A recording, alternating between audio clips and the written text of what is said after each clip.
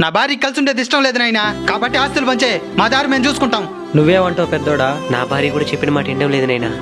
తమ్ముడు ఇష్టపడినట్టే కానివ్వండి. నా బిడ్డలు ఒకప్పుడు ఎలా ఉండేరు? చిన్నతనమేమైపోయే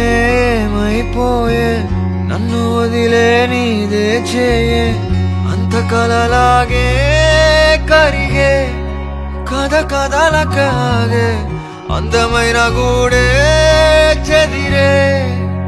అన్నా అంటేనే ఉన్నానంటూనే చిన్నోడి కోసం నిలబడతావే. అన్నా అంటేనే ఉన్నానంటూనే చిన్నోడి కోసం కలబడతావే. విడిపోవడానికి ఎన్నో కారణాలుండొచ్చు, కానీ కలిసి ఉండడానికి ఒక్క కారణం ఉన్నా అన్నదమ్ములు ఎప్పుడు కలిసే ఉంటారని ఆశిస్తున్నాం. వదిలే